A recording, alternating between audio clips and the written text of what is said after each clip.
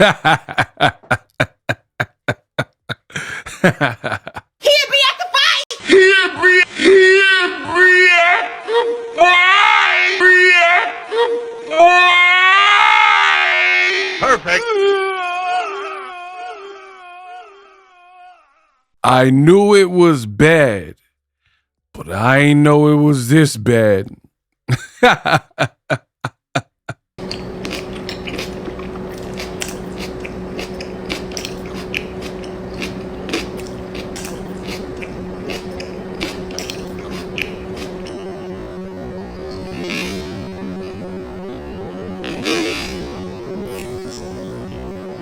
Claressa Shields, undercard. We now have more details. And let me just tell you, it's not what you think. Big legs. Krishan Rock's sister. Ray J. And Orlando Brown. Man. The fall off be mean. That fall from grace is undeniable. So let your boy Ego get unpacked. Stay tuned. We unpack. We unpack. We unpack. Coming to you live, Boxing Ego Unpacked. Yeah. We unpack. We unpack. We unpack. Coming to you live. What up, Fight World? It's your boy Ego, and I am back with some more boxing. Now, I knew it had been getting ugly for Claressa Shields, but maybe I didn't know how ugly. Remy, the owner of Zeus Network, has confirmed the undercard. Another one, right? I've already made a video about Krishan Rock's sister versus Tekashi or whatever her name is. I'm not good with names. But now we find out on Claressa Shields' undercard, per Zeus Network and Salida, right? You got Ray J and Orlando Brown fighting. So, two-time gold medalist Claressa Shields. That's right. 18-0, 3 little knockouts, and this is her undercard. Reality stars, former singers, and child. He was in Major Pain. Major Pain? 1, don't you feel dumb? 2, look at you. Pain's not here, he's in our Pain's not here, he in our but so tight he can't pass gas. Sound off. 1, 2, break it on down. Like, we're talking about the kid versus like, say it again. Say it again. The kid from Major Pain. Do that. Do that. Want me to show you a little trick? Help you keep your mind off that pain? You know something, boy? You remind me of the Pillsbury Doughboy. If I poke you in the stomach, will it make you go, ooh? Right? The kid from Major Pain and That's So Raven versus Brandy's little brother, Ray J. Norwood. Wow. Wow. And then they got the nerve to say pound for pound Zeus showdown. Like pound for, like what? And then they got a Zeus belt. I don't know. I know it's AI, but I don't know if they're planning on actually making one, right? Zeus Championship. Live from State Farm. WYNN Records, Zeus, Alita. Wow. Wow. All I can say is wow. Or wait a minute. See what I just did there? Get it? I said, wait a minute. Ice in the club. Claressa get no love. Wait a minute. It's on and popping. The DJ rocking. Claressa is watching. It's on tonight. Y'all too young, bro. We was in the club to that Ray J with that Lil Kim. Yeah. Wait a minute. Boop, boop, boop. Ew. Ice in the club. Wow. I don't even know if I should read the caption, because what does that even matter? Yeah, I guess. Yeah, I will read it. For its and giggles. We got another insane undercard for y'all on August 15th. Ray J versus Orlando Brown are getting in the ring too. Who's excited to see these two go pound for pound at the State Farm Arena before the main event, Claressa Shields versus K. Scott? And after my video, I see he finally spelled it right? Because before he said Key Scott. And I've already made a video. It's already recorded. Check that out on the channel. Stream it on Zeus Network and get your tickets in Claressa Shields' bio.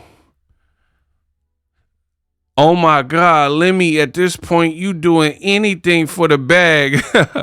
And honestly, I ain't even mad at you. Ray J better win. I thought Ray J only had a couple months to live. La Lemmy, why you ain't getting up in there? Who the F asked for this? Ray J getting knocked out. This ain't dangerous for Ray J. I'm done, bro. So, what have we learned, kiddos? That Claressa Shields, she did this video ranting and raving. I'm not blocked. I'm not blocked. Block who? Who's getting blocked? Huh? YouTubers? Fake news? Okay, first of all, again, I don't like when people lie, especially to me. If you're going to quote me on something I said directly. I can't speak for every YouTuber, but I ain't seen nobody ever claim that Claressa Shields was entirely blocked from the whole boxing world. Never once did I see that. They said you were blocked from MVP events, which is absolutely true. And although you're not blocked, you for sure look blacklisted if this is what it's come to. You're literally the main event, and then you got pretty much a reality star medley and smorgasbord and mashup of like influence. I don't even know what you call some of these people, right? Faded stars, influencers, models, whatever. This is really your undercard, bro. Now, your boy Ego, I don't lie. I made a video about this. You see it on the channel, right? And here's the thing. See, here's the misspelling. Key Scott. And I made the video. They still ain't changed it. You still ain't corrected the girl name. Wow. Some promotion. And Claressa's like, I got a winning team and we got a powerhouse. All right. Here's the thing. Claressa Shields has been blacklisted. First of all, you got banned from MVP because you assaulted one of their fighters at a Netflix private party, mind you, right? Which is a no can do. Now, it took several delays for your fight to finally come out. And I think we all see why. Because you were scrambling, looking to find somebody who would even partner with you. You had no real opponents, and you had to find a situation. And this is what you've been reduced to. Being a baddies judge and having non-boxers, non-professional fighters as your opening act, and you're the main event. How embarrassing. How incredibly embarrassing this fall from grace has been for Claressa Shields. So she could keep ranting and saying, oh man, I ain't ban who? Ban who? He be at the fight, right? You can keep screaming all that. Pap will be at the fight, he be at the fight, and all this. But all around, this just looks horrible. It looks literally horrible. Like you're just scrounging for any old thing. And for me, that is not the sign of GWOATness and greatness and whatever else you've been saying.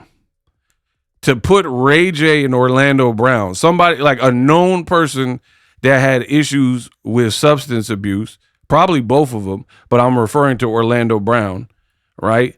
And then now you have this contrived like fight. Now, I'm not saying to fight you need to be sworn enemies, but from my understanding, I don't watch none of this, but a lot of the ladies love Cool Ego, right? They done hit me up and said as far as Big Lex and the Tekashi girl, whatever,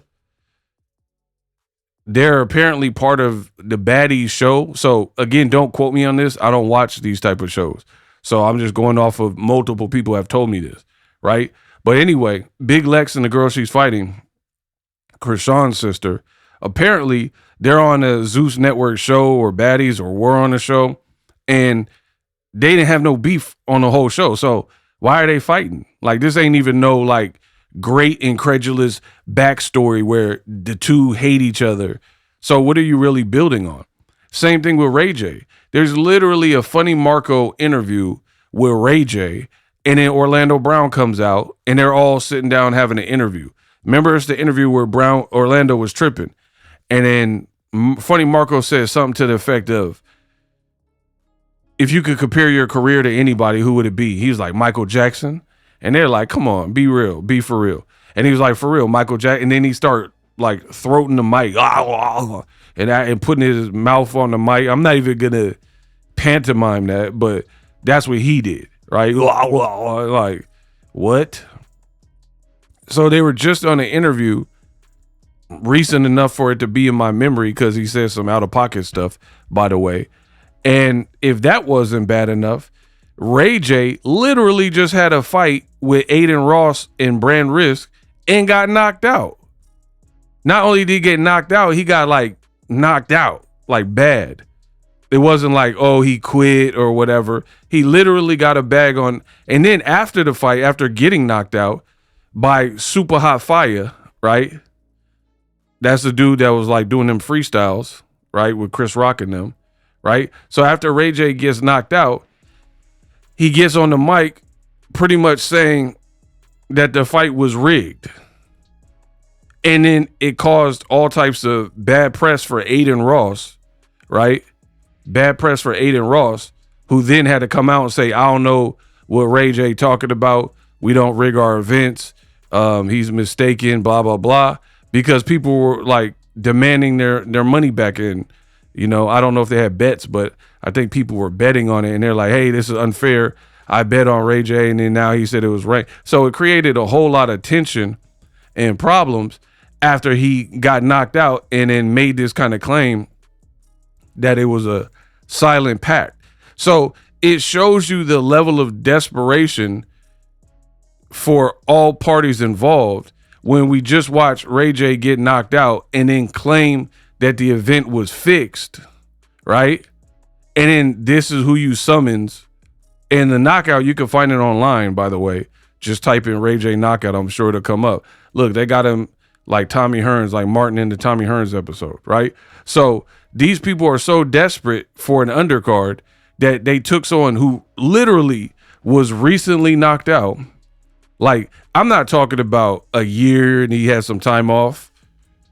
He literally was just knocked out. And then you put him on the card. Like, unbelievable stuff, man. So I'm not impressed with none of it, right? Me personally. You guys, if this is your thing and you impressed, good on you.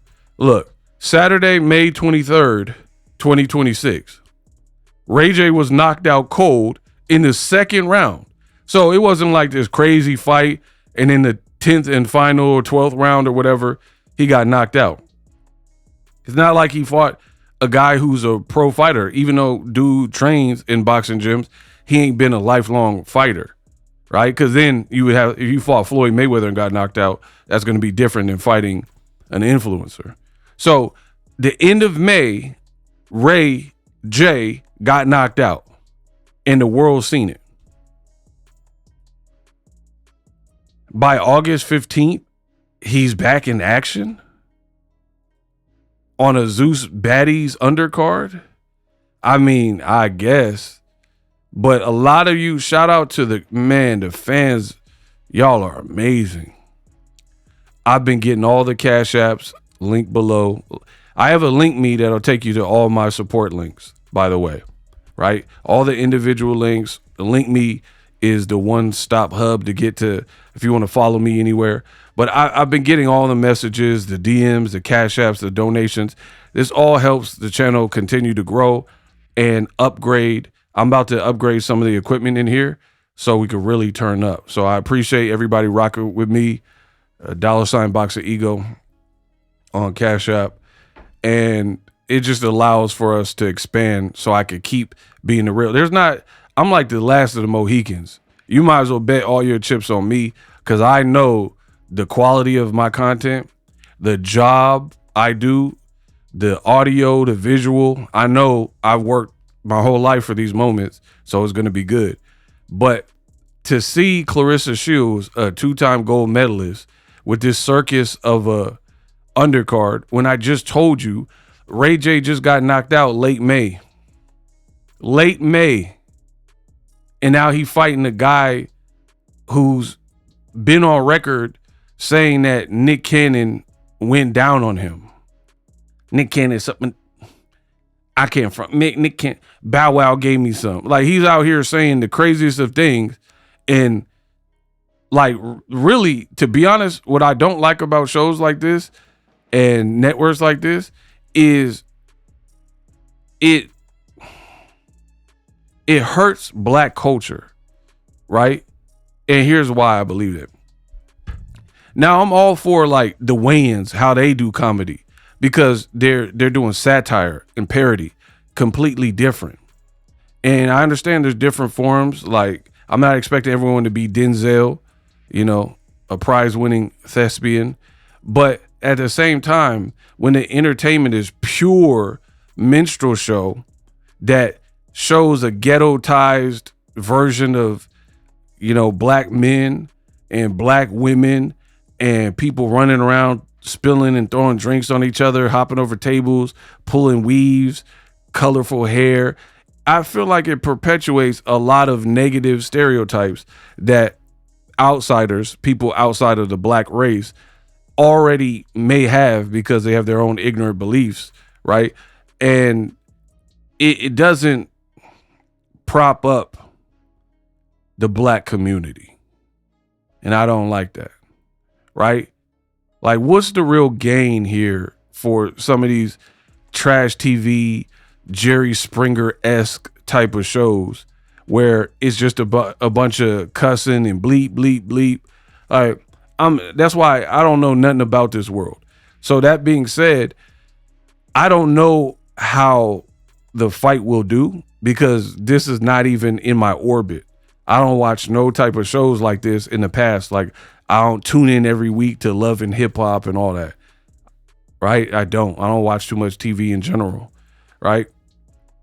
So for me, it's just like one big circus and minstrel show that further perpetuates long-standing stereotypes about, you know, black people being ignorant and, you know what I mean? I don't prefer that. I prefer the people that make the black culture look articulate, you know, Maya Angelou, somebody like that.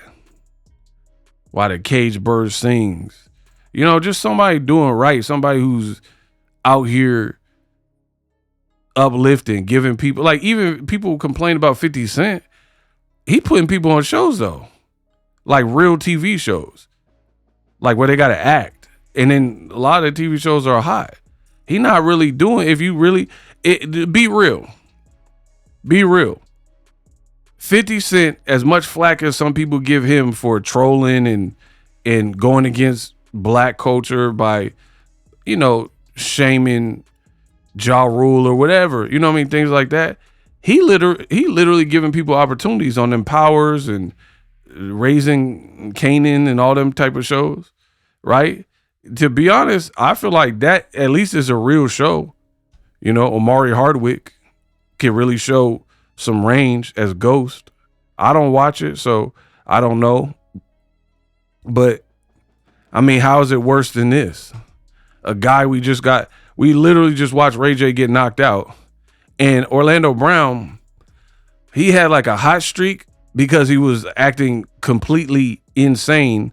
Talk about he did this to That's So Raven and Raven Simone. And we later find out he was on DRUGS's, right?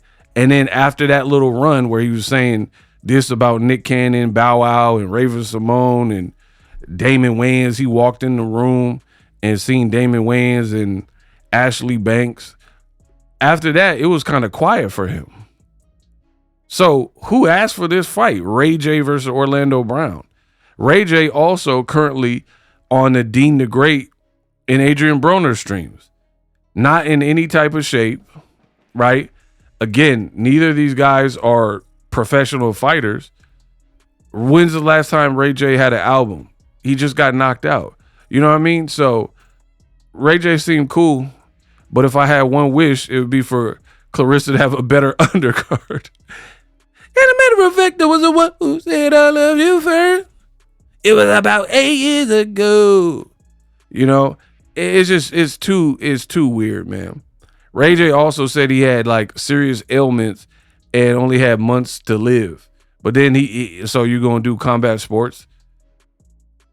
That's going to help you. You know what I mean? He was literally on stage with his chest or something bleeding after making that comment. People were like, why he bleeding on stage? Is he good? And people were worried about his health, but he doing back-to-back fights. So, yeah, I'm not a fan of that. I'm not a fan of just anybody running it up, doing anything for the bag. You know what I mean? Like when Ray J making them glasses saying they won't break, and then the dude, Norman, Speedy or whatever, broke them. Yeah, I'm not mad at any of that. Them radiation scooters or whatever, them scooters he was coming to do stuff like that. But to me, this just looked bad for Claressa Shields. I'm talking bad, man. It looked bad to me. You guys can have whatever opinion, but what does this say about an Olympian like Claressa Shields when this is what you're reduced to? And I'm going to go a step deeper. Zeus, again, I'm giving you my personal opinion. I don't particularly like shows like this, but I'm not even mad at the Lemmy dude and Zeus dude, because if this is what your organization and company is about, maybe it's not a bad look for you, right? See how I'm fair. I'm gonna give you my opinion, but I'm gonna keep it real. So Zeus, what I believe is potentially you're in a black region like Atlanta, right? Maybe there's a lot of people who don't care and they want to see drama-filled celebrity fights. Cool. So he might have a market for that. So it might do all right.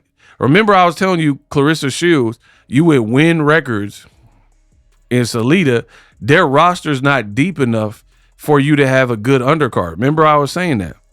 Now we see this is like this is Claressa Shields' master plan to have to involve the Zeus Network. I told you she wasn't between Salida and WYNN Records. They don't have the depth of any type of roster for them to have put on a good undercard. So they had to turn to Lemmy and Zeus to try to get them popping in a black region like Atlanta, right? But here's the downside. Again, maybe this works for the core audience with Zeus.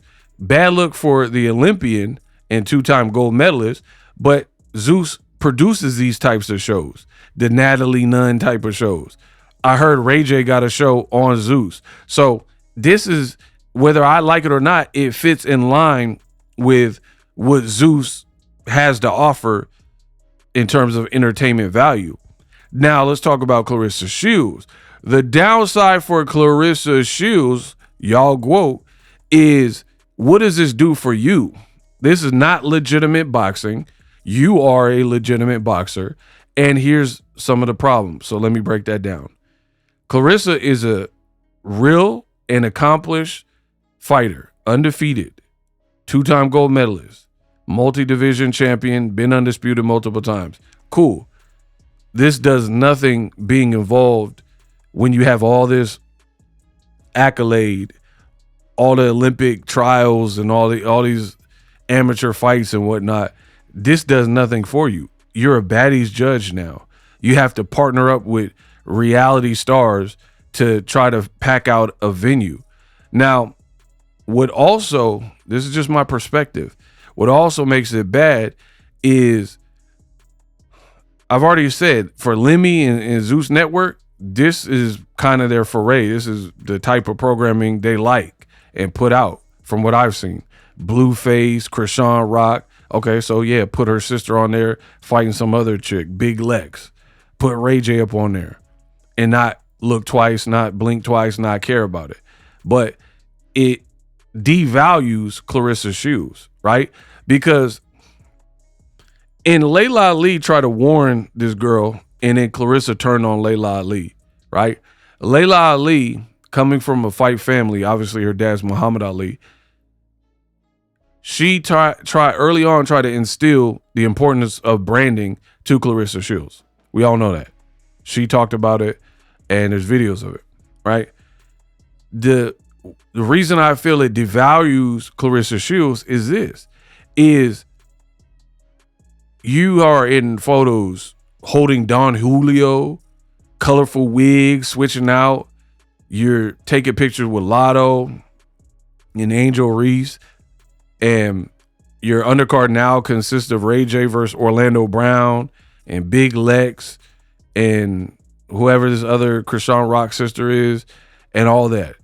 So this is now part of your branding as well, because boxing is a what have you done for me lately type of sport. So this is what you are attaching your brand to. For example, if an actor starts doing a bunch of B movies, right? Like let's say Mickey Rourke, and then all his movies are like the direct to DVD, Tubi style movies, right? That's what you start to become synonymous with. So why would Christopher Nolan put you in The Odyssey? It's not even that you're a bad actor. Mickey Rourke has done some great film. Angel Heart, The Wrestler, Sin City, right? He's done The Marlboro Man, right? He's done some good movies, but the branding, like the business, the celebrity, the industry, it's a recency bias, right? So if you see whatever actor in every movie is like super B, super low budget, then that's what you start becoming attached to, right? And for me, it shows you're not in the prime of your career if everything looked low budget. Now look at Claressa Shields. Everything you're doing, there's no real high budget. Everything looked low budget. Everything looked great value. You're on a card with like clown show type of card with influencers. You're with a rapper that put out 12 albums with absolutely 0 hits in one calendar year. That's 12 flops. And when his music videos look like they're shot on an iPhone 15. Man, these people gonna backdoor you. Boom, boom, boom. Right? No real, like, you don't have no treatment. You don't have no actual music video with a red camera and stuff like that. You literally, these people are gonna backdoor you. Claressa will backdoor you. You're just in a chair and this is what you're putting up. Low budget, right? You look at a Taylor Swift, a Justin Bieber, a Chris Brown, they're not in this space of their career like a PAPOOSE. So there's effort still put into their concerts, their music videos. So again, everything around Claressa looking low budget. Wigs be looking low budget. I mean, golly, the wigs look like they are breaking up in a day. One day of partying shouldn't have you out here looking like Bird Box. You know, your head shouldn't look like a bird's nest from one day of going to a club. So the wigs is looking bad and low vibrational. She keeps saying that we're low vibrational and broke, but everything around you look broke. How much is this undercard cost when you have non-trained, non-professional fighters, right? Like, what's Orlando Brown's asking price at this point? Or Big Lex or any of these people? You don't have Gervonta Tank Davis, right? You don't have nobody like no powerhouse, Canelo Alvarez. So everything you're doing and involved with look ratchet, ghetto, low budget, equate, great value. From the wigs to the fashion, all these things, to me at least. So that's what people are making synonymous with your brand. Like, do you remember this video where Claressa Shields was ranting on the fans, talking about, oh, I got to fight, you YouTubers be lying, y'all broke. Just look at this outfit, right? Look at this outfit she's wearing. You've been calling people broke. You've been saying that people can't afford your lifestyle, flaunting a Corvette, right? You got multiple properties, all these types of things. This is Claressa Shields. This is her currently, right? But the reality is, I want you guys to pay special attention to her outfit. This is someone who's constantly denigrating other people to talk about material things of what she has. But pay attention to this outfit. What you see next might shock you. Your boy Ego, I think I found it. Right? You see that? Don't that look like the same outfit to you? And what does that say? SHEIN. SHEIN. I believe this is the outfit, right? SHEIN. Right? And they got a shorter version and what? This outfit cost $11 because they got coupons with free returns.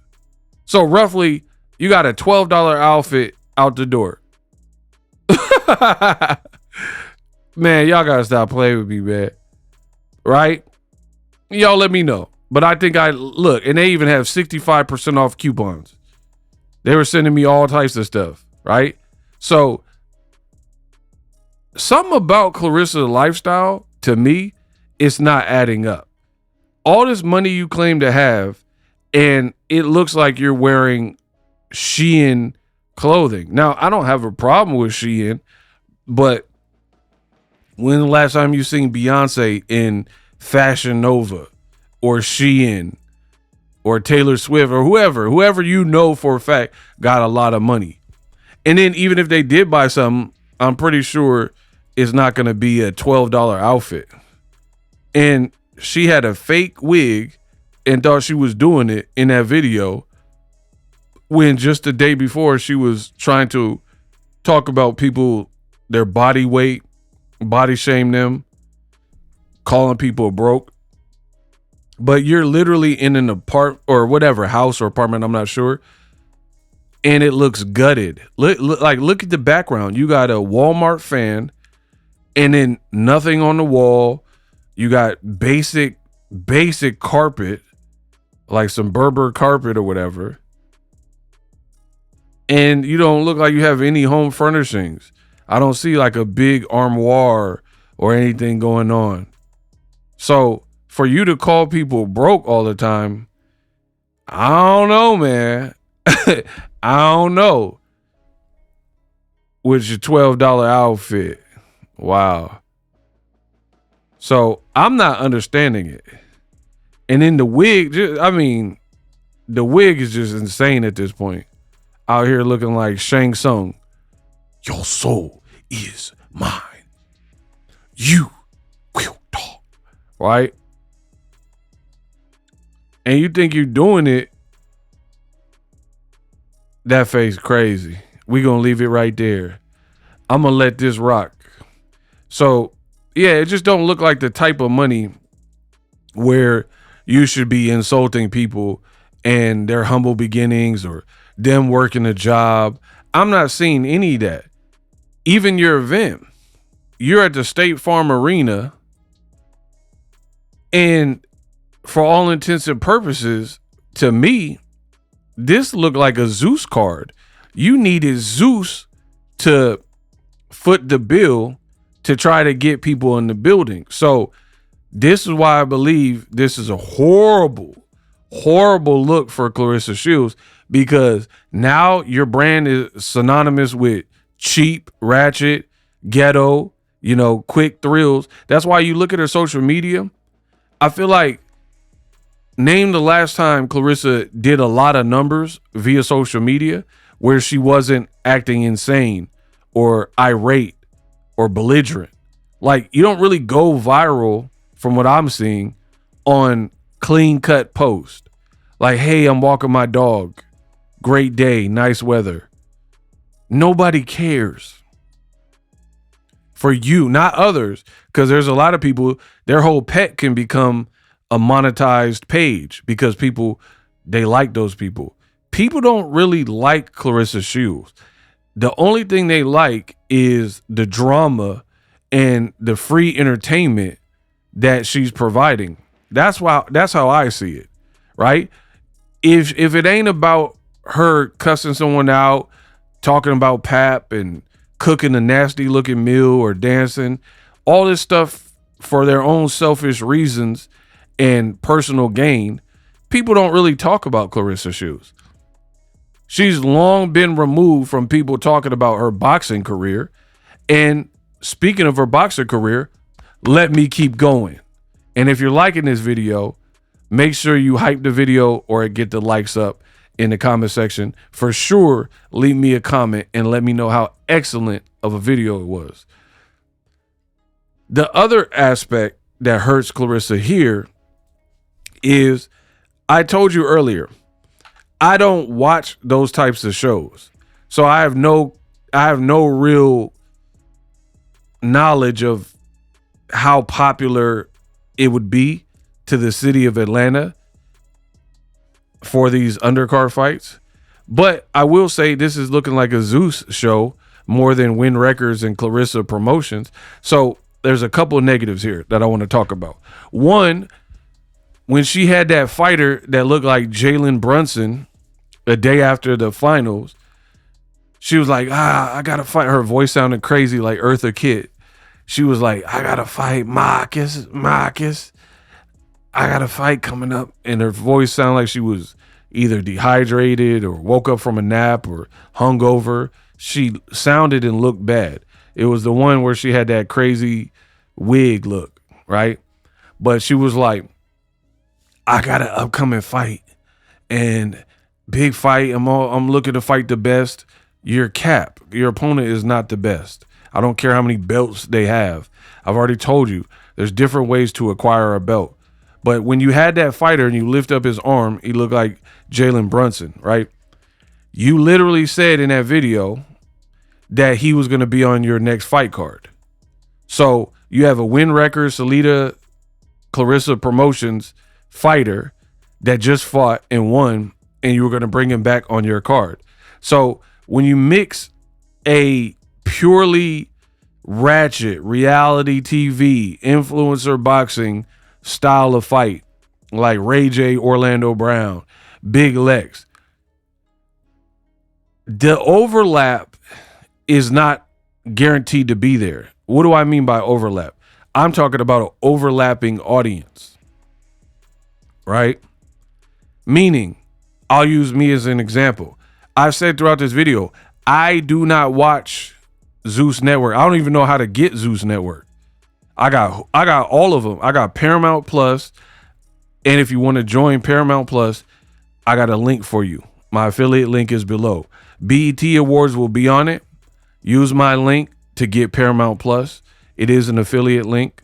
So I got Paramount Plus, I got Hulu, I got Netflix, I got Peacock, I got ESPN Plus, etc., right? I don't have Zeus, so I don't even know nothing about it or whatever. So when you have that style, you don't necessarily have a built-in overlapping audience, because I'm proof of that. I watch boxing every day, henceforth the name BOXINGEGO. I have a boxing channel for 15 plus years doing this, covering the sport, going to fights, interviewing fighters, but I don't care about no type of reality show like that. So the undercard does little to nothing for me. And I know I can't be the only one. Again, y'all let me know in the comment section. So now you have a segmented audience. It's like Moses split the Red Sea. You got two parts now. You got people who are diehard boxing fans. They could very well like Claressa. You know, she's a great fighter, and they could be following that journey. But then you're going to have some of those diehard boxing fans that could care less about anything that you got on the undercard, like the influencer stuff, Ray J and all that. You see the problem? Then you might have Zeus Network fans, and they're like, ooh, Big Lex versus Tekashi and Ray J versus Orlando. Sign me up. But then they don't even care about Claressa Shields or real boxing. So you got to be very mindful when you try to melt and merge and incorporate those two, because it's not a guaranteed hit. Almost like a fusion restaurant. You could like Mexican food and you could like Chinese food, but if you went to a fusion and they had Mexican, Chinese dishes, they might not always be a hit, even though you like Chinese food and you like Mexican food. So the way I see it, that could be a problem, because you're the main event and you're fighting a girl with 7 fights. So it looks to me more like a Zeus promotion than a Claressa Shields promotion. And with that being said, the danger is a lot of people are going to look at it like, yo, Zeus portion of the card, what they're contributing is much better than Claressa cherry picking, and I do believe it's a cherry pick, fighting a 5-1-1 girl with 1 loss and 1 draw and 0 knockouts from Australia. So that's another reason why it shows me Claressa's in a bad spot, because she very well can get upstaged by fans in Atlanta who like the drama of the baddies portion, but could give a about your actual fight with this 42-year-old Australian woman, right? So you might see people pull up, stay for the Zeus portion that they want to see, and then the main event comes, they might go to the parking lot and bounce and head to the, Magic City or wherever. Because how did Claressa allow this, man? You really got an undercard, which you could make a strong argument that in terms of pure entertainment, these people can't fight. Let's just be real. These people, they're not professional fighters. So when I'm saying they can't fight to that level. Like you put them in with Gervonta Davis, they'll get cooked. You put them in with Errol Spence, they would get cooked. Crawford would destroy them. So you're not a real fighter in that regard. So how you going to let the fake boxing potentially upstage you and have a more dynamic undercard than what you're doing? Huh, Rissa? So that's a real problem too.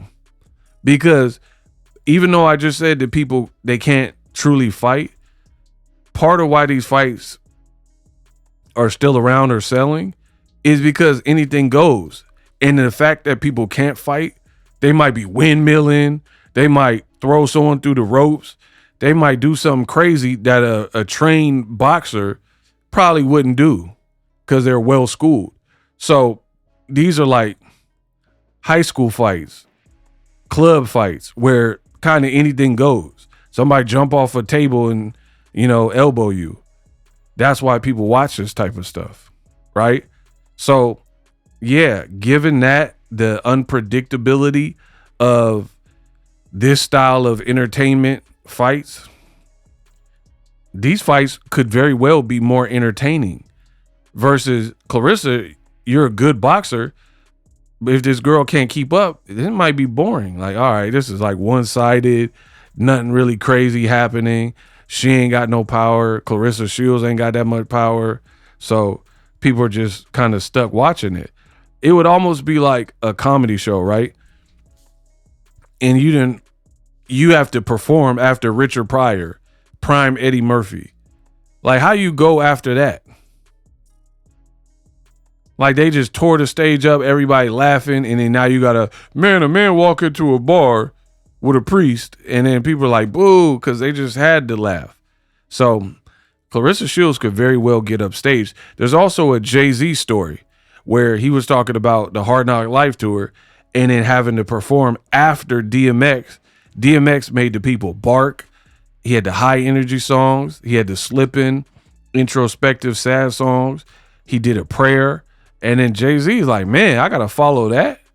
So given the fact that Claressa don't have that much power and this other girl don't have that much power, the other girl's unknown, you guys are trained. So it's like more textbook. When you're a trained fighter, like it's more textbook. So what's the real value in the main event? That's the point I'm making.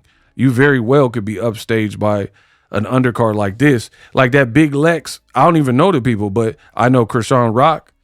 And if her big sister is anything like Krishan Rock, that could just be a wild fight, right? I got to do my research. So I don't even understand, unless you were desperate, why Claressa Shields would even agree to this, because you're main eventing after all the circus fights. You might have the worst fight. What did Jay-Z say? Uchiwali verse better than yours. Matter of fact, you had the worst flow on the whole song, and I know. Matter of fact, you had the worst verse on the whole effing song. That could be Claressa Shields very, very easily. Nobody wanted to see you fight K. Scott. Now, to further my point, I've interviewed, there's a fighter named FACESHOTLIAA. She said, I will whoop you. MMA, underground, like street fight, Claressa can't beat me. The two had an exchange, a back and forth, if you will. Check my interview. In my honest opinion, Claressa Shields would have been better fighting FACESHOTLIAA. Instead of stealing her name, Miss Belt to A, right? You would have been better fighting her, partnering with Zeus Network, than fighting this woman.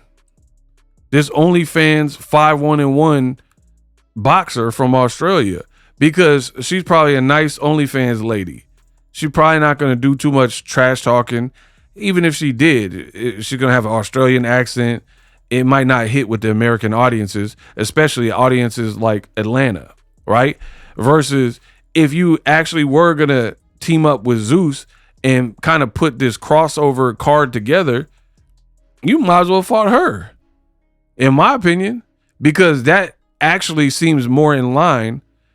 Like, wow, look, that seemed more in line to the rest of the card.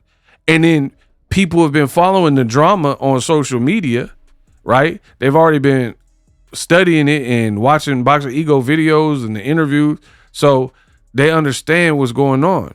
So if you were like that, that's what I'm saying. Who are these people?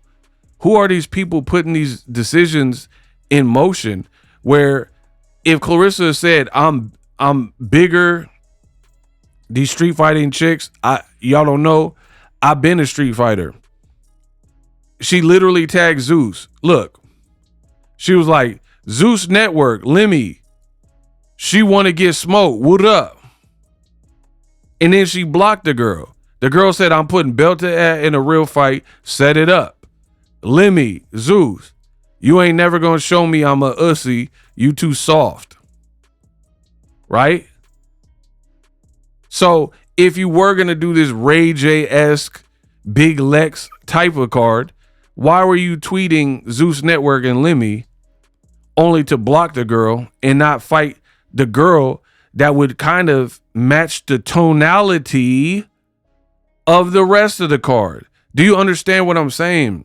The point I'm making is you have two tones to this card. You got the main event is two professional boxers from a textbook technicals and amateur background style.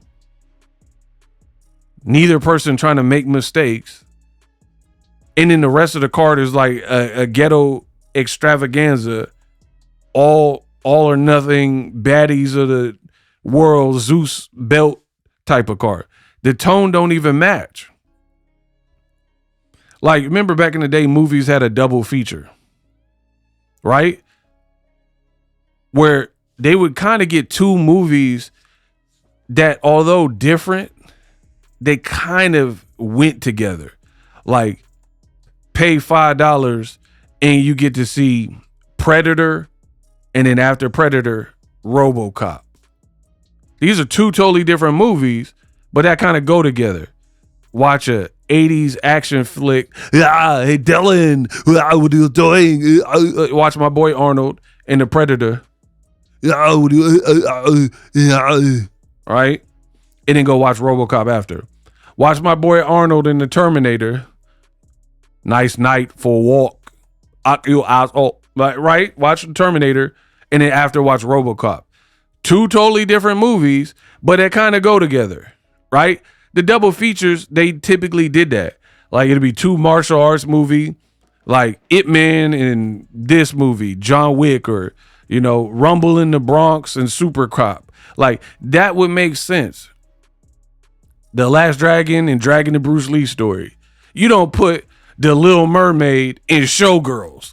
You know what I mean? Like, you put Ariel and then you put Jesse Spano busting it open for the next movie. Like, because your audience would be different. The people that want to see Little Mermaid, by and large, there might be a younger audience. They're not old enough to see an NC-17 Showgirls movie. That's why nobody does that, except for these people.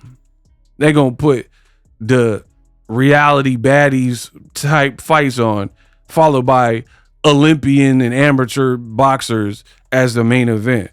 It don't even make sense. Which leads me to my next point. As far as Claressa Shields, there are a lot of people online calling her Radio Slowrissa. And I think part of the problem is she feels she's omnipotent, right? No matter what advice people are giving, I truly believe she feels she don't need to listen to any of it. She's just like, my way or the highway. And if you reject that, then you get on her naughty list. You're an op, right? And I don't think that's the correct approach for life, in my personal opinion. Like, look at this. She posted on social media, I'm not going to lie to you. I'm only a good person to people who are good to me. If I don't like you, rock with you, I'm going to keep my distance. You feel me? Cap. But if you come intentionally effing with me, I'm going to show you why I'd like to be left alone. Devil emoji. Who do you think you're scaring, bro? Like, serious question. What is that supposed to do? Who's looking at that and like, oh man, and then they just start shaking in their boots because Claressa said that? Like, I don't even understand. At this point, I feel like Claressa's becoming one big broken record. If she does a live or interview, she literally talks about 4 to 5 things on repeat. Wash, rinse, repeat. Haters, y'all broke, y'all jealous of my relationship, my man, PAPOOSE. I'm a great fighter. I'm undefeated. 2 gold medals, 18-0, undisputed, right? It like, what is the point of even posting?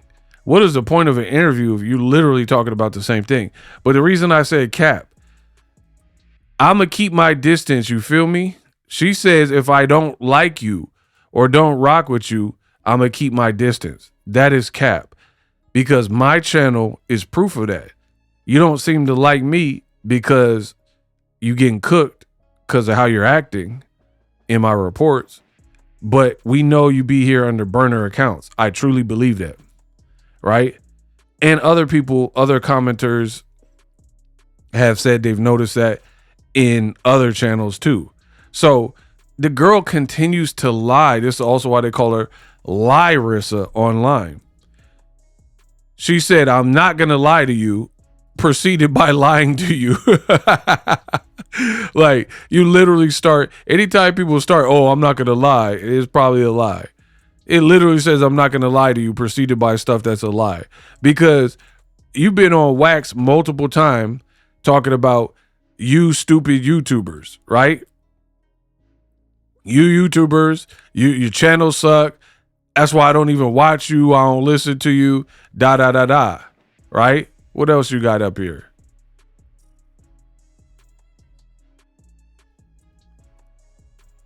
He's speaking facts.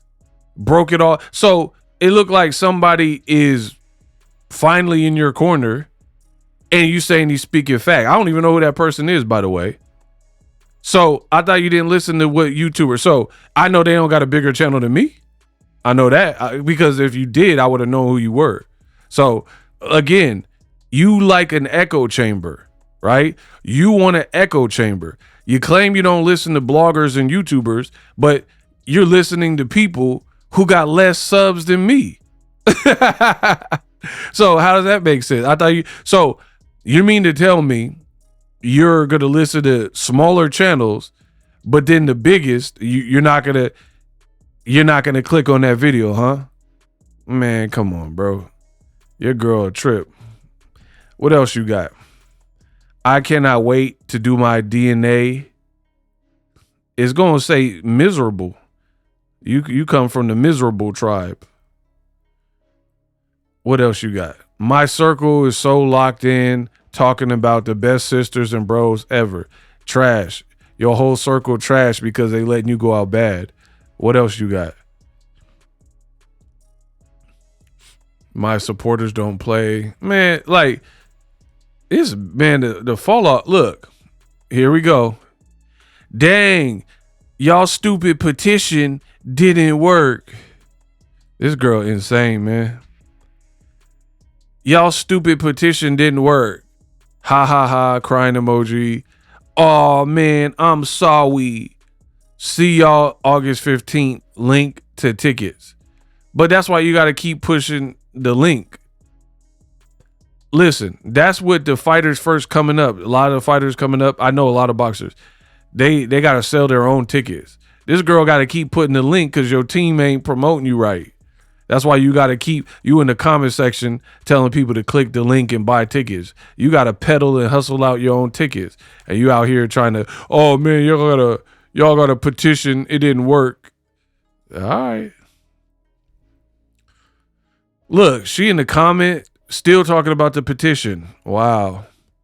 People be saying, girl, you got imaginary haters. We ain't no haters. But look at the measures MFers are willing to go. Bro, this is why her career is where it's at. It is, you are the queen of victimhood. It is everybody else's problems outside of all of the things you're doing. These all are hating BTC fans. LOL. Making a petition wanting to stop my greatness. Freaking goofies. The only one goofy is you. You think that all this behavior from you has no bearing on why people are doing this. Like, just the fact that people have a petition out against you, and then now you're like, ha ha, it didn't work, buy your ticket. You're too unlikable. And then you blame everybody else because of what you do, right? This girl, she lost the plot a long time ago. Maybe she never had it. I don't know, right? She'll do things like, PAPOOSE went down on me. Ate my box, right? We didn't ask for that information. We don't need to know that information. And then when people say, hey, you're with a married man, keep in mind, she said Alicia Baumgartner was a 304. So people, and a Jezebel, has a Jezebel spirit. So when people finally say, hey, how you going to call this girl names because she allegedly slept with some people that weren't married, right? How you going to call her a Jezebel, but you got a tattoo of a married man on your persons, on your body. He don't have no tats of you while having a tattoo of his wife on both arms. A big Remy bottle on his forearm. Won't scrub his social media of old videos and pictures of Remy. Got a whole daughter, and the prefix to her name is Remy. Reminisce, right? Been with Remy more years. Won't pick up his clothes. She got to write it in the verse. Come pick up your clothes. She doing better than both of y'all. Career booming. Just dropped a new song, Put 'Em On, right? And when people bring this stuff up, you're with a married man and yada, yada, yada, you say, get out my business. Why y'all care about my relationship? Wait. No. We not going to do that. You just said the man ate your box and you brought people into that conversation.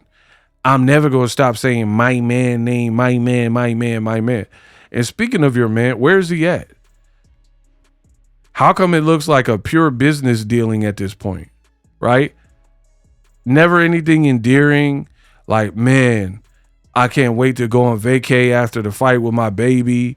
Where's the post about my queen? He putting like business stuff. Claressa's a great fighter.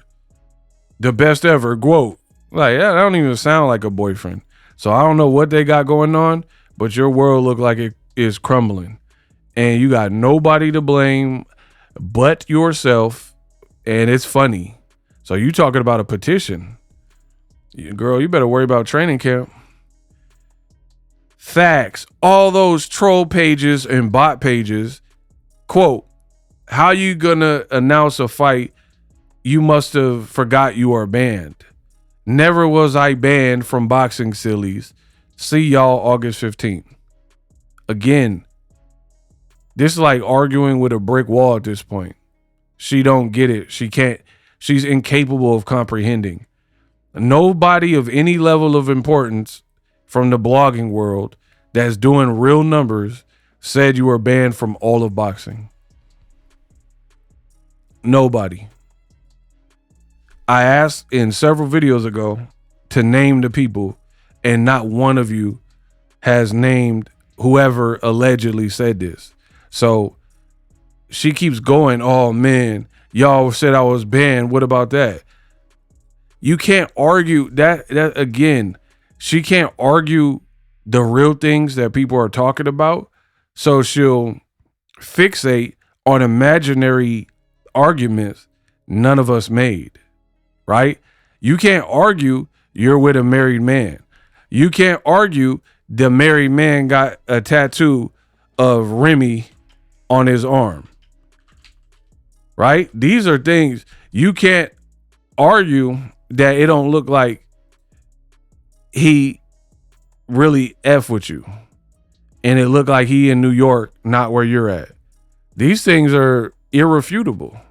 Look, here's my video. Tattoo on his arm.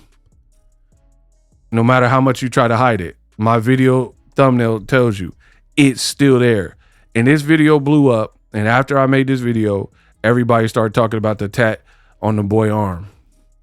Real trendsetter, man. You can't argue these things. You can't argue that the timeline of when you suddenly got out of your relationship with the Tony Rich fiance guy don't really align with the Papoose and Maserati Buzz situation. So, again, this is what people do when they can't argue for real. They can't argue the real points people are making, like this tattoo. So let me fix my argument on minute things that nobody care about or nobody's saying. If you announced a fight with K. Scott, clearly you're not banned at this point, right? Why do you keep talking about that? You still have failed to produce whoever allegedly even said that you were banned. Right? Look, this is him before he met you with a Remy tattoo, showing the Remy bottle, all smiles. And I believe Claressa is a good fighter. Her foolish pride is her biggest downfall. The man ain't looked this happy the whole time he's been with you. And I think there's a lot of vultures around Claressa Shields, and she's so foolish. She done made Remy look, black love. How come he ain't promoting gold love? The man was pushing this black love movement with his wife, right? Why he not really like jacking the gold love? Why he not wearing a gold love hat everywhere with a Claressa Shields tattoo? Bro, the girl's a burger. You won't, I believe that she's the type of person that won't fully realize until it's too late, right? You'd rather text your ex-friend who you're no longer cool with on account of PAPOOSE, according to them. Oh, send this picture out of Remy. That'll teach her. So you worried about making Remy the enemy. Remy looked like she done got rid of the dead weight. She looking slim rim, looking like life is good. Life is just peachy. And you out here, hairline looking pushed back, stressed. Look at the queen. Looking good. And she older than you. Fashion be better than you. Papoose look happier, right? Look, she out here shining. But you done turn her into the enemy and try to make it look like the wife was the one who was tripping. And that's the great thing about the internet is people don't always have the clues right then and there. So sometimes you have to revisit things, right? Even old albums, old movies. A movie could have came out at a weird time where their Avatar was in the theater. So when this movie came a week later, you know, people slept on it. But over time, you go back and watch that movie, despite how you felt in 2008 when it came out, and you'd be like, man, okay, that really was a good movie. I was tripping. Or that was a good album. And I'm telling y'all, people, the stuff Remy was saying about Papoose and how he views Claressa and that whole scenario has, if you go back and watch those videos, I've done it. I've done my research. Now it's up to you. Remy was cooking. Remy was cooking. Much of what she said was going to happen actually happened. Literally, there's a video saying, let me guess, he's telling you he wants another kid. Oh, let me guess, he's telling you he wants a son. And then Claressa in the interview saying, Pap told me, she said, I'm getting pregnant next year. I'm gonna have his baby. Right? And then Remy predicted that. And then the interviewer asked Claressa, hey, you want a boy or a girl? And she was like, I don't care. But Papoose, he want a boy, so I'm gonna give him a boy. But here's the thing. Notice how come every promise from Papoose and Claressa has not come true? She said that she wanted a baby by age of 30. She's older than 30, don't have the baby. She said she wanted a baby for sure, 100% in 2026. Now she's fighting K. Scott and then talking about the baby will be in 2027. And we ain't seen them two together for real outside of a work-related event at Detroit Fights since Aruba.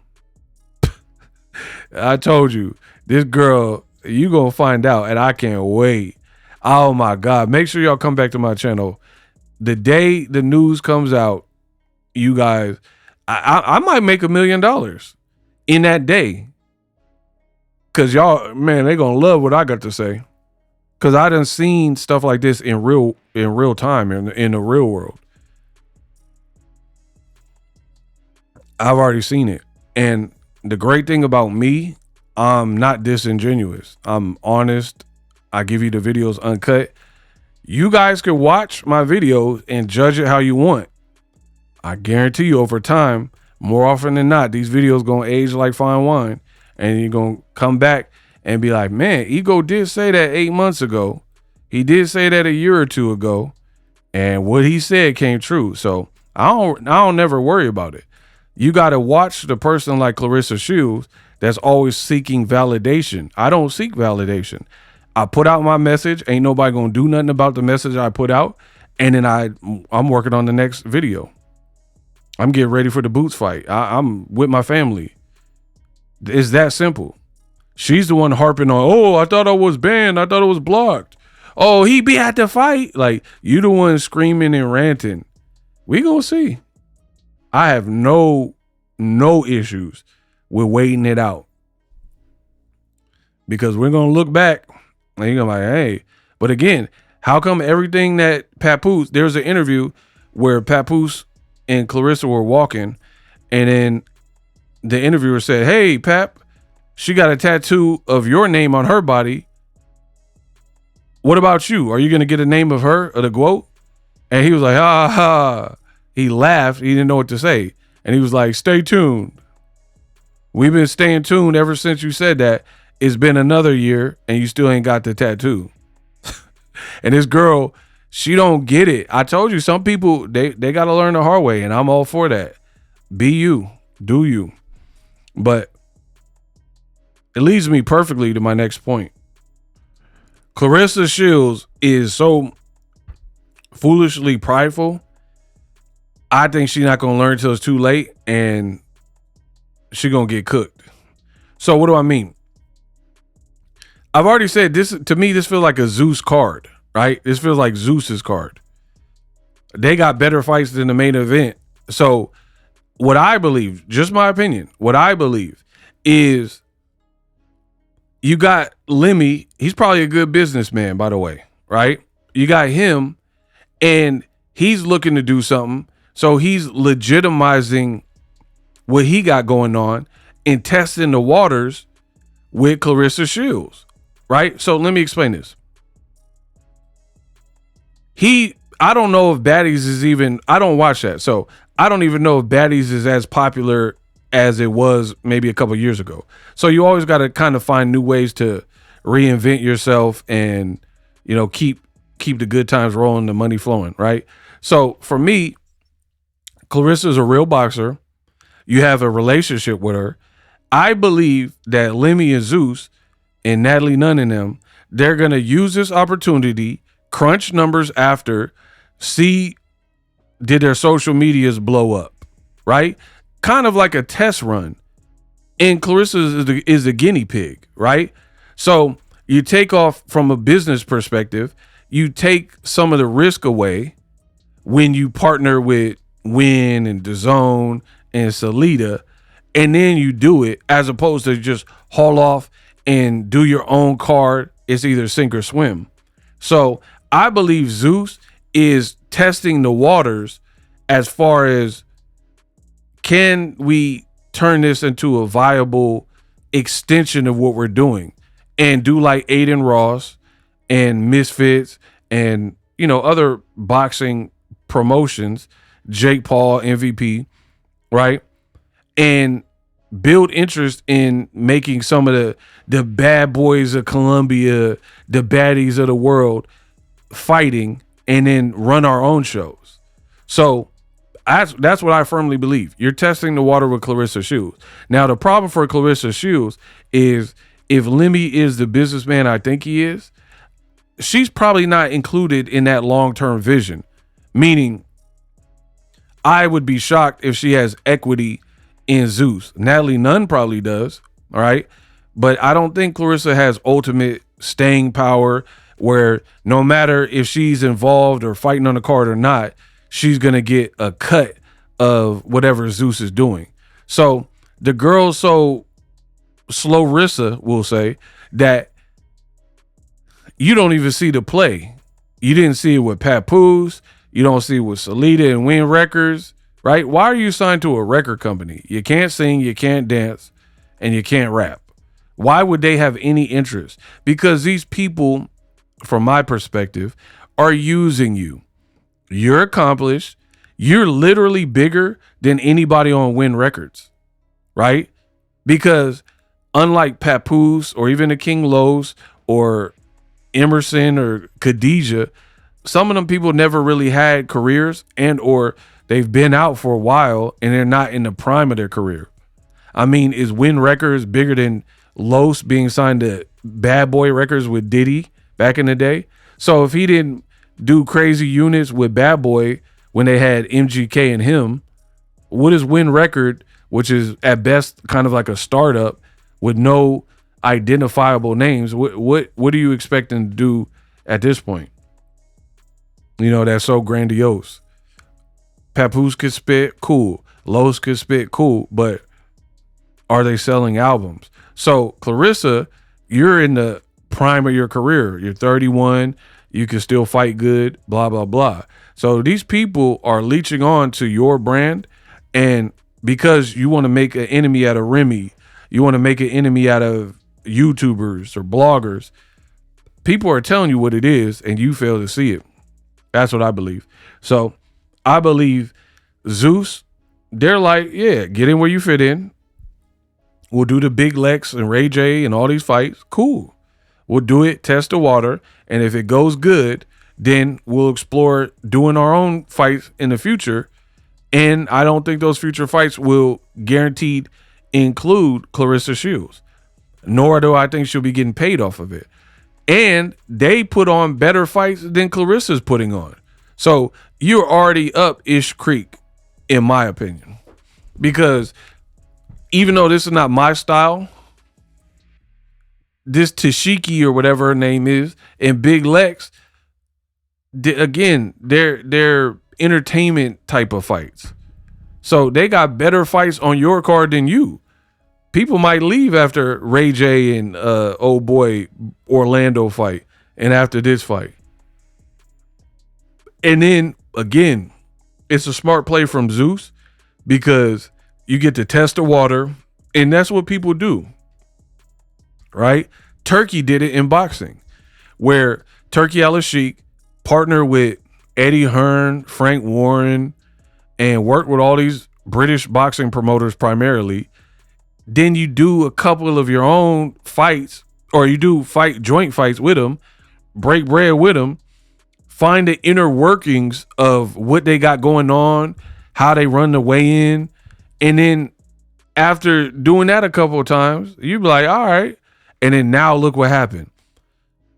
The Saudis, Turkey, Riyadh season, and the parent company TKO teamed up with a different promoter, Dana White from UFC, and now they started Zuffa Boxing, and now Eddie Hearn left to run his own shows for the most part with Boots and Xander Zayas.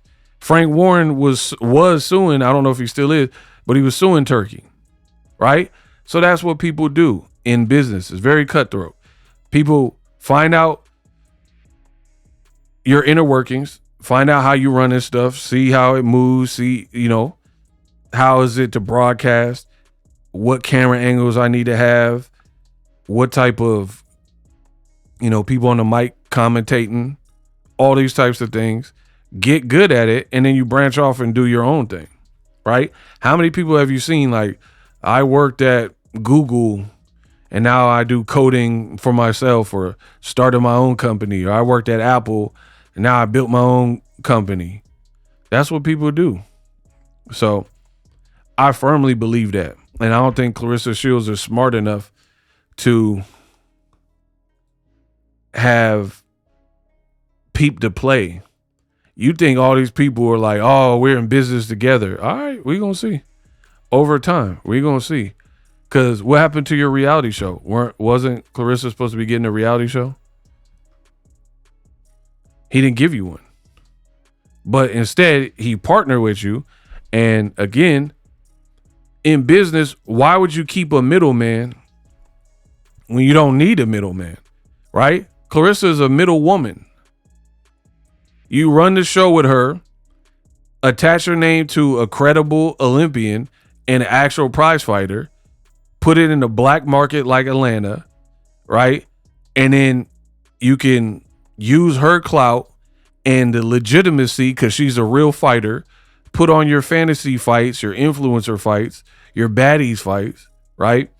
And then you have the cosign and the legitimacy from an Olympian to possibly get more people in the door. See, hey, look, we got a real commission and a real venue and some real fighters. And then if it goes good, snip, snip, cut, cut. And then you cut out the inessentials and be like, all right, we can do this on Zeus Network. And then I'm going to take it. We don't need DAZN. We don't need WYNN Records. We don't need Claressa. We don't need Salida. We got this. I could get this. I could do this. I mean, how many times have you seen that? How many times have you seen that where a person will kind of learn somebody's operation, so to speak? Learn their operation, see how the moving parts are, see how hard it's going to be, and then be like, yeah, I could do that. I do it all the time with recipes, right? You look at a recipe on TikTok or something, get an idea, okay, use this seasoning, and then you freestyle it, and then you like, I'll get it from here. I can make that. But you get the confidence from the people before you, you know, that kind of laid out a blueprint, put out some breadcrumbs for you. And you're like, all right, okay. This what it takes to do a boxing card, huh? So yeah, that's what I believe is happening all in all ways. Because think about it. Claressa want to talk this money talk. How many hands do you have in your pockets? How many hands are in the cookie jar? And I'm from the Bay Area, man. Yay! So, you know, where we pop our collar, you dig, right? So one thing I know, being from California and being raised in the Bay, is that independent hustle. So my business, there's no hands in my pocket. I own every piece of equipment, camera, all my microphones, the XLR cables, right? The computer. I pay my own internet bill. I pay for every piece of technology. And if you want to contribute to help the brand grow, support links below, link me below. But I own everything outright. So there's a Nipsey Hussle-esque California level of influence you get when I have my own studio, in-home studios and stuff, right? Own all my lights. I don't rent. I'm not renting no lights. I'm not renting a microphone. I'm not going to Vegas and renting out a room because someone else has a podcast studio, right? So you do the math. Every single video I produce, the only hand in my pocket is the hand that has to be, which is YouTube or whatever platform that the content goes on, because they're going to take their cut. But after they take their cut in taxes, you good. Everything's profit. Versus you look at Claressa Shields, what's PAPOOSE's role? Is he getting a cut? WYNN Records, they're giving you $8 million allegedly. Are they getting a cut of your money? I would imagine. I mean, why would they just give you $8 million? This ain't no charity, right? Zeus. So you got Pap, WYNN, Salida, and now Zeus. It took 4 mother effers to make a make a card for you, and you said you didn't need MVP.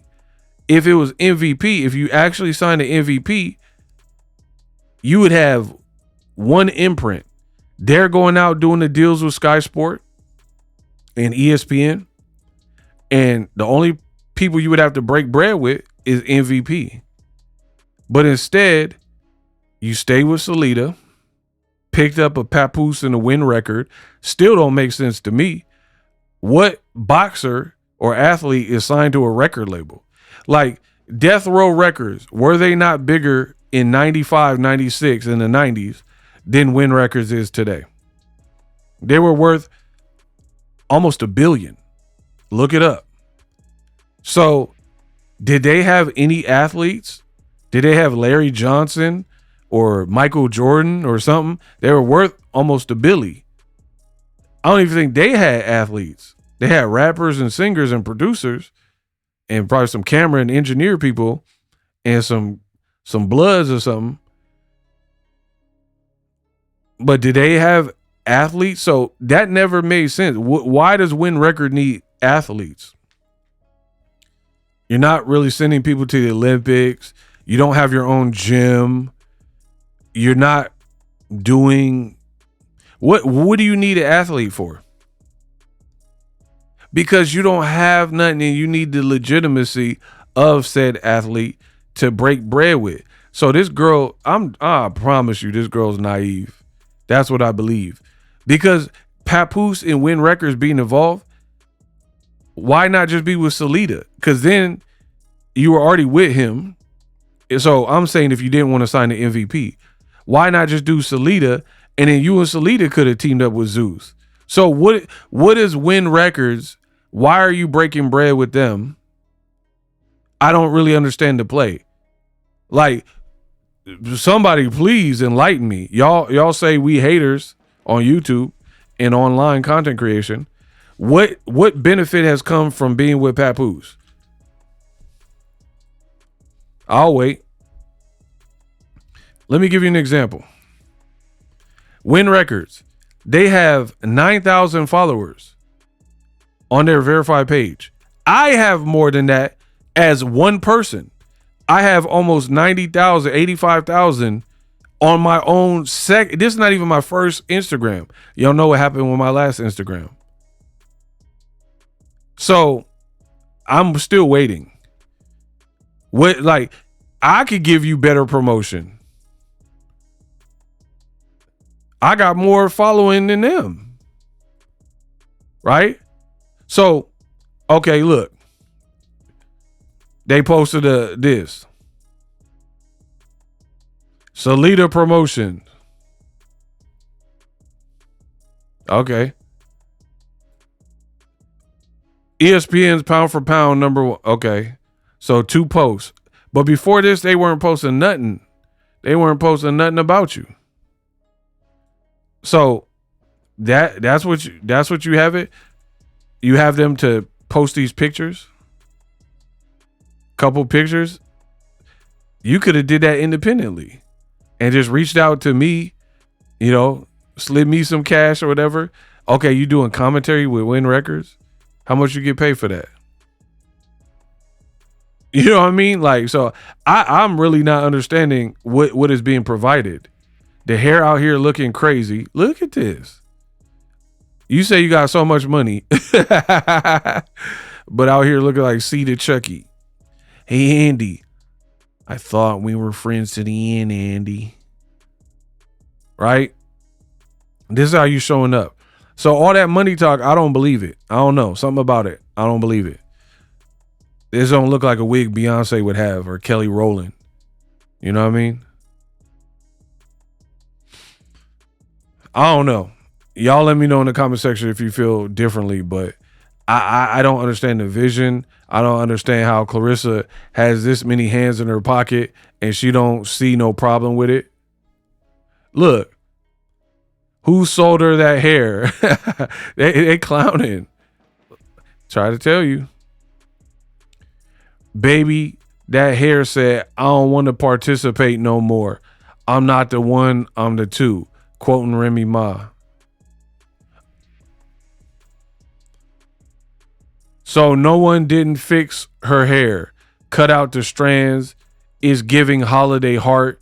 Where Wanda said, you gonna give me my bike. I'm hollering. Is giving Whitney Houston when she told the crowd, no, that's my man. You better lay low. I'm done, bro. So they're posting you and everybody's flaming you on their page. Great job, GWOAT. So to me, Claressa got a lot of hands in the cookie jar right now. You got to break bread with Zeus, WYNN, and presumably PAPOOSE, along with Salida Promotions. That's not even including, I know boxers. The life of a fighter, you have to get food made for you, or at the very least grocery shop, right? A lot of boxers I know, they go away from home and rent out a house in Las Vegas or Big Bear, a cabin or something, right? How come we don't see this from Claressa Shields? The same woman that got all this money, we never really see none of that type of stuff. Like, they got all accesses with Floyd Mayweather and behind the scene camp lives with David Benavidez. He got a whole house rent. He making that type of money where he can rent a house in Las Vegas where he does not live, right? And then keep his whole team there. Canelo, we already know he got bread. I was born ready, right? His team making food runs to the Whole Foods, going out and going to the Mexican meat market and getting slabs of carne asada to cook for the whole team. They be on chefing on the barbecue. How come we don't see this with Claressa, who's in camp? In fact, I got some footage of Claressa in camp. You've announced your fight with K. Scott. It fell on deaf ears. Let's see what Claressa's training is looking like. Claressa posted this yesterday. Play the clip.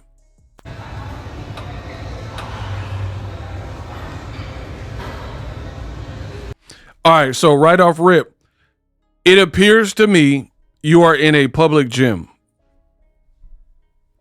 Look at that background. You're in a public gym. Not a personal private gym. Like, this is what I'm saying. Nothing about Claressa's life to me add up. Nothing. All the money you say you have, as big, you say I'm the algorithm. None of these people are bothering you. No one's lining up, taking pictures. Imagine Brad Pitt training at a public gym like this, not no $10,000 a month Equinox or something, but look like a regular old degular gym, right?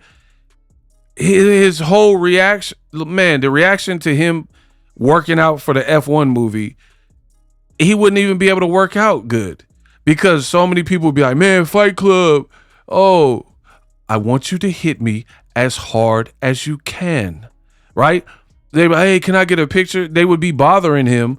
You wouldn't even be able to work out in peace. Even a Michael B. Jordan, I don't think he could go to a $40 a month looking gym and work out without people coming up, man, Sinners, Creed, But here's Claressa Shields seemingly in a public gym and nobody's filming her. Nobody's coming up asking for an autograph. I don't see anyone secretly filming her. People just look like they worried about their sets. They just working out. Let's keep going. Look, that girl walking by on her phone. She ain't worried about no GWOAT. I ain't afraid of no GWOAT. I ain't afraid of no GWOAT.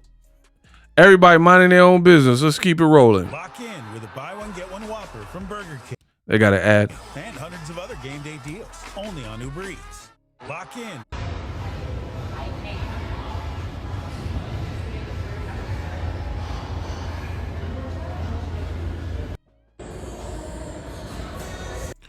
Jim GWOAT.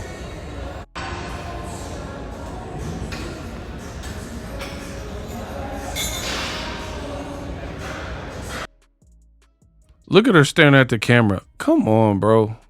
What's wrong with her, man? Why is she staring at the camera so much? You supposed to be worried about K. Scott. You worried about the camera and double filter. Y'all see these filters? Look, she will not stop with these filters all over her. Man, come on. This y'all GWOAT though. Businesses.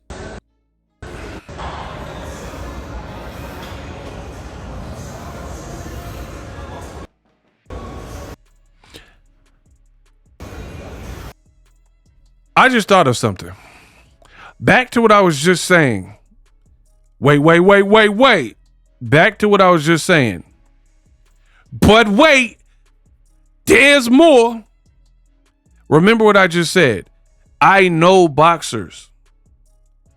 A lot of them have to go away when you get to a certain level because you're met with too many hometown local distractions where you live, right? How come all these clips of Claressa Shields training for her upcoming fight appears to be in a regular public gym, not even a boxing gym, right? So that shows me you got weight to lose, right? That's one. You're not in a boxing gym right now. You're doing exercising to slim down and get your weight down. You're not doing you're not posting that, right?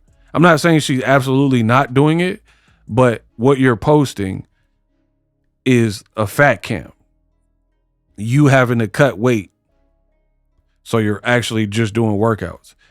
Two, the important thing we all should pay attention to.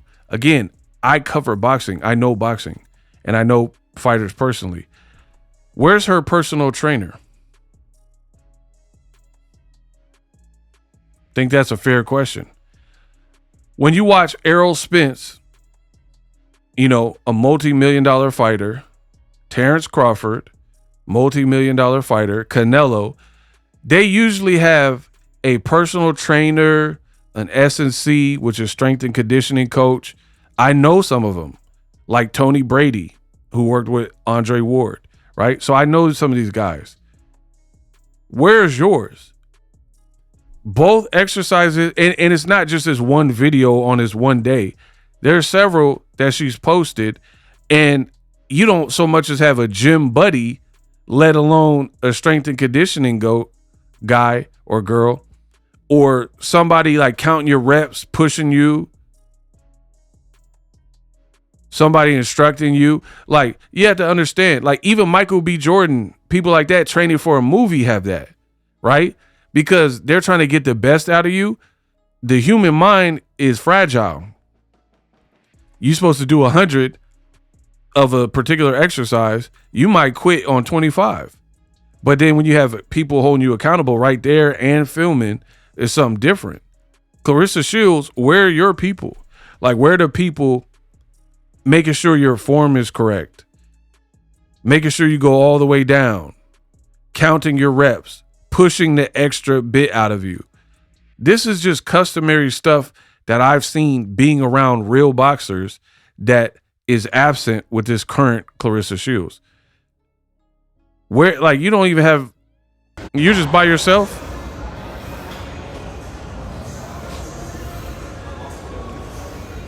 And again, this becomes more important. You have the money you say you have, right? $8 million. You could afford that, right? If you have so much money and you're doing new multi-million-dollar deals, why does it look like you're training yourself half the time? Or like even you have Andre Darrell. Where is he at in this video? Because surely you have Andre Darrell and John David Jackson. Fly them everywhere that you are so they could keep up with the program. But it don't look like that's happening. Lock in with the $10 5-piece. Bro, every time I'm trying to watch, they keep showing food ads. Here's what, first they showed a Burger King commercial. No, rewind the video and tell me if I'm lying. And then now in the middle of her exercise, they talking about some Uber Eats, get you a 6-piece at KFC. The Colonel Sanders uses 21 spices. Come on, bro. You're a pro boxer and all they doing is advertising chicken pot pies and KFCs and quesadillas. Like, come on, bro. Whoppers and bacon Whopper, Texas Whoppers. You're not even getting no good ads. That's how far your career has come down. They advertising potato wedges and look, oh my God. Oh man. Why she keep looking at us? Why she keep looking at us, y'all? Look, and that's another thing. You're training for a hard fight. That's what you're trying to sell it as. This girl's a tough challenge. How come you don't have a personal trainer, a strength and conditioning coach pushing you to the brink? You have a hard opponent, right? Shouldn't you be like, Rocky Balboa had that? You know, I got to do it for Apollo. This guy is a mother. Like, everybody, even Rocky had that. Where are your people? If this is such a hard fight, you should have elite, top-notch team of people around you, all of your camp. But you had the time to keep looking at us. This girl addicted to social media, man. Like, addicted. This is bananas. Keep looking at the camera. Look, is her form even good? Hold on. Let me look at that one again. I'll be your personal trainer.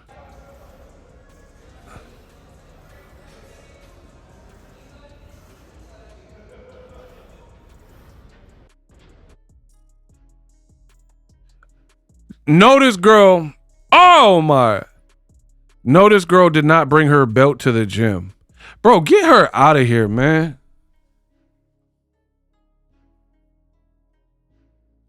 That's what I'm talking about, bro. You are training for a hard fight, but you at a regular gym and you got all this time to be doing these little poses in the locker room. Bro, I don't care what none of y'all say, man. She don't seem like no dedicated fighter like she once was. That Remy line is eating her up. It is haunting her. You want to be a baddie, but you're not bad enough. I don't know what that line done did to this girl, but it seems like every time Remy dropped them cyanide lines, Claressa Shields is always out here trying to prove and disprove those lines wrong. This girl really brought a belt to the dang locker room, into the gym. Nobody knows you outside of that belt. Your whole identity is PAPOOSE in this belt. You brought it to the Atlanta game because you knew they wouldn't recognize you unless you walk around with a WWE style Shawn Michael, I'm not your boy toy. I know I'm sexy. I got the look that drive all the, like, unless you have this Shawn Michaels Intercontinental belt, you fear you won't get no attention. They won't know who you are. They'll think you Brandy Norwood, Moesha stunt double or something. Man, that girl really brought a belt to the public gym. They got all types of ringworm and COVID and tapeworm and all types of stuff in them gyms. It don't even be sanitary in these gyms. And you bringing the belt in there, taking pictures, training yourself. Oh my goodness. This is sad, man. This y'all GWOAT. What's this? Hold on. Y'all gotta see the caption. The caption said, this dang 160. Because there's no competition that people want to see you fight at heavyweight.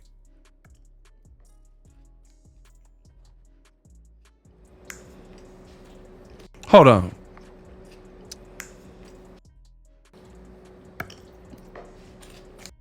Welcome to... Why she eat like the Terminator? Your clothes, your boots, give them to me. The T-1000 cannot form complex machine. Like she just, she do not want that salad for real. She want to eat like she been eating. Peach pies and cheesecakes and, you know, loaded nachos. Look at how sad and miserable she look. And it say, this dang 160. You are that mad that you got to eat healthy and cut weight. And I'm not saying cutting weight is easy, but you look mad miserable.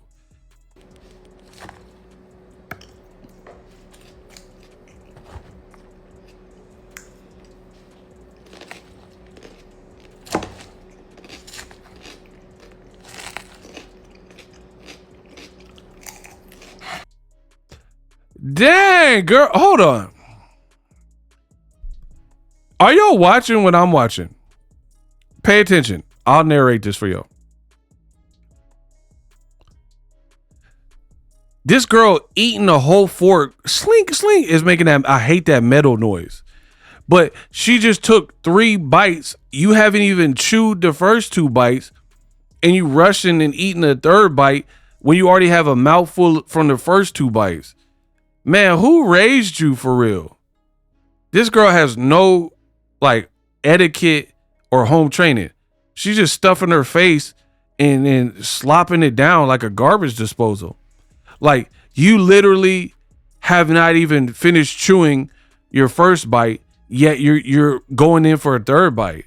That's weird to me, man. And then, fine, that's how you eat. But why are you showing us this? Like, we needed to see it. Watch. She's showing her fork. Watch. 1 seconds later. 2. You haven't even chewed that food. It's all in your mouth. Look. Still chewing, not swallowed. Look. 3.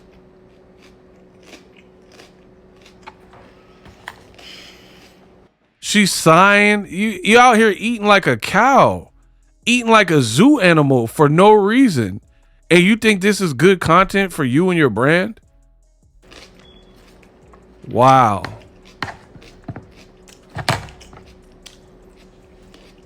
Smacking, eating with your fingers, looking miserable. Why'd she make that face? Hold on. What? Bro, she acting like this salad is like the worst thing ever. Look at this. Looking like the player hater ball.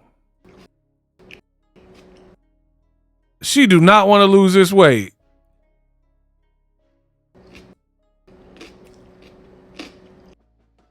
Do you see how she eating? That's why they were talking about you eating them chicken wings at the Atlanta game.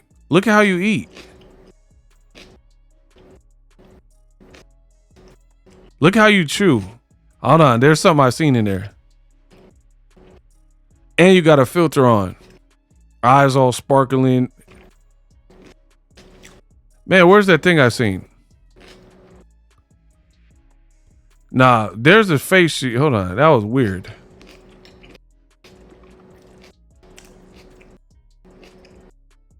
It was right after that. Hold on.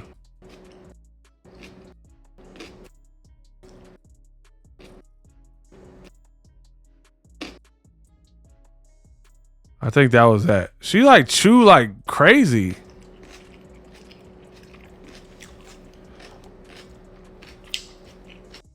She's shaking her head and rolling her eyes, people. Still chewing, trying to drink something. Man, come on, yo. It looked like she had to force it down or something. Why is she mugging us like that?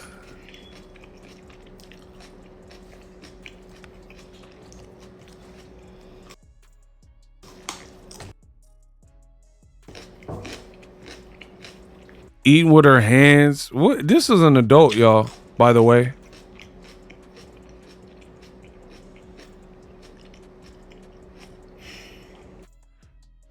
She keeps sighing.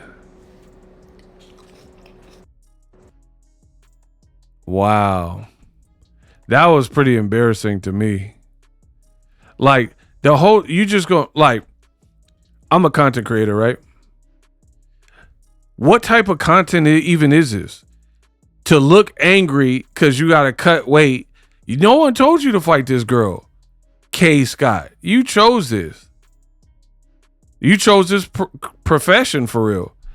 And then now you just doing content, chewing with your mouth open, smacking, making faces. This is sad, man.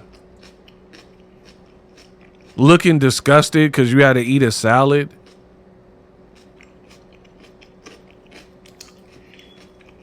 This is terrible content, by the way. Moving stuff all on the plate, throwing it down.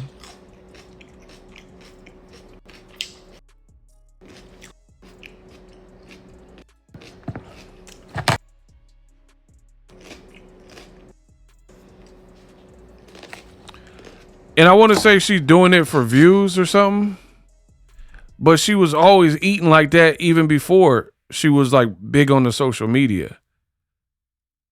She's been eating like this. There's old videos of her before Papoose and all that. That's how she eats. So I don't believe it's just, oh, she's doing it so y'all talk about it. There's old videos of her. I think she, look. I'm done. This look bad. She talked about in her past, food was like scarce, lean times. So I think she not used to like having food for real. So she eat everything like the Last Supper because maybe back in her childhood, she didn't know when her next meal was going to come from. Where are your people? Like, notice the theme I said in this video. You got all these hands in your pocket. Papoose, WYNN Records, Salida, now Zeus Networks, right? All these people. But then when you're looking like Bobo Jr. and Boo Boo the Fool, none of these people are ever here. You gotta ration with that and internalize that to see what's going on there. People are getting a cut of your money, doing business with you, but when business is looking bad, when fans are flaming you, bloggers are flaming you, and you're making yourself look a fool, like Bobo Jr. in some of these videos, there's never a voice of reason. There's never, where's Papoose? You out here eating like Seabiscuit, eating like Mr. Ed, a horse or something. It's a salad. Out here eating like a brontosaurus. I thought your name was T-Rex, not brontosaurus. Like, come on, man. This girl won't learn. And you think this is good content? Like, peep that. All them hands in your pocket that's breaking bread and cutting money, none of them ever say anything, put out a press release in public to help your brand. They just kind of let you do you, let you train yourself, let you eat whatever. And that's the other thing. Speaking of eating, I don't make videos to bully people. It's never nothing personal. It's always business. It's my personal opinion, though. You got yourself in a predicament. You are living the baddie life. Papoose already has videos. He said, I'm a foodie. I love to eat. He's able to do that because he's a washed up rapper, 48, and not a professional athlete. So you're free to eat how you want, weigh whatever you want. Cool. You have to now come from 175-ish, plus whatever you rehydrated to, plus whatever you gain in your off season. You said you had to lose 25 pounds. You look like you're training yourself, and it looks absolutely miserable. Your fight just got announced. You're early in camp. Bro, this is not going to be good. I've been covering boxing for a minute. This is not going to be good because usually, and I don't want to get too technical, right? But I know fighters. I understand the cutting. I've been with fighters when they were cutting weight. Cutting weight is not a comfortable procedure, right? But usually as you get closer to the fight date, that's when it gets worse because you're gradually tapering down. You don't want to just nosedive the plane. You get from, if your starting point is 200 and you got to get to 160, right? You want to gradually land the plane and slowly arrive on the runway and have a nice, smooth, clean landing and get to the 160. Woo! Like, if you're on a plane, the pilot come on and be like, we're reaching our destination and we're going to start descending. Everybody remain in your seats. No more using the bathroom. Put your seatbelts on. And, you know, the Wi-Fi will go off, blah, blah, blah. And we're 20 minutes out. Boom. They don't just go, bow, and then just land on the ground all rugged. Hopefully not, unless you're on a soul plane, right? So it's supposed to be a gradual process. The point I'm making, your fight is August 15th, and you're eating one salad, filming it, and looking absolutely miserable. Like you're not even deep into your weight cut at that point because you shouldn't lose. You don't want to lose in a weight cut. You don't want to lose too much weight too quickly because some people that, again, I don't want to get too technical, but I know my stuff.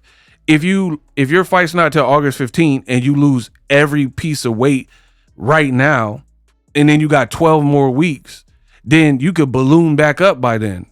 You know what I mean? Because you have to hold your weight. So that's why you want to little by little, 5 pounds here, 2 pounds here, you know what I mean? And slowly descend into your weight cut.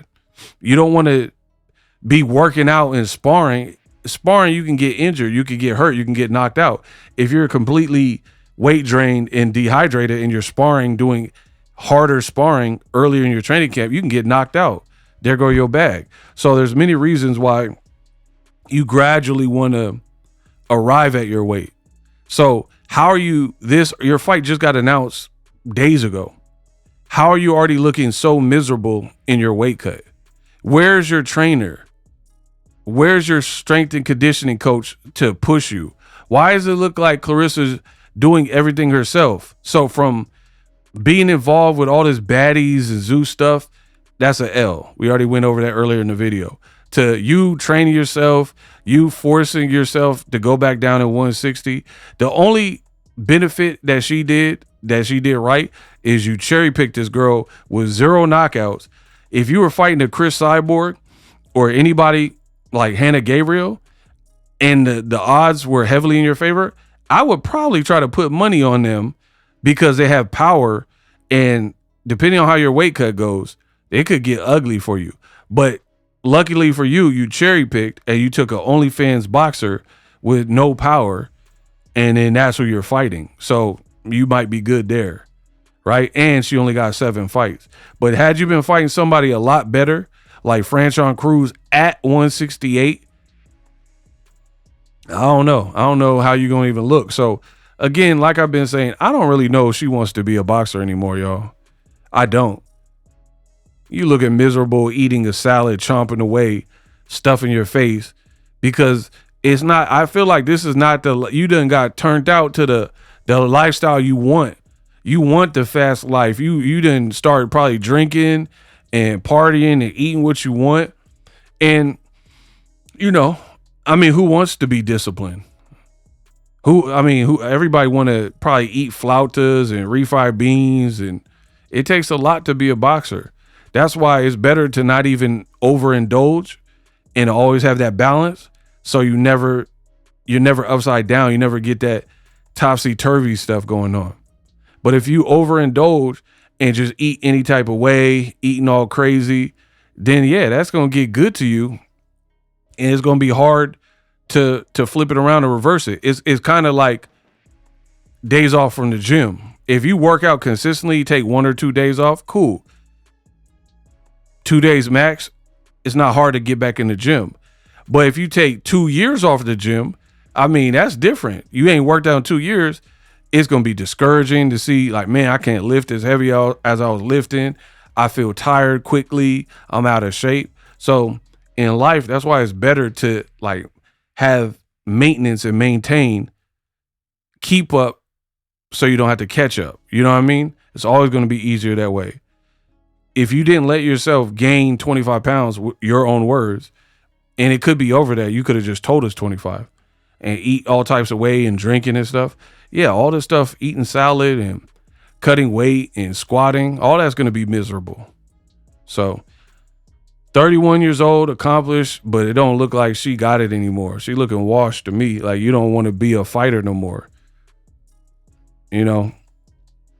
And then now you got a baddies card that overshadows you.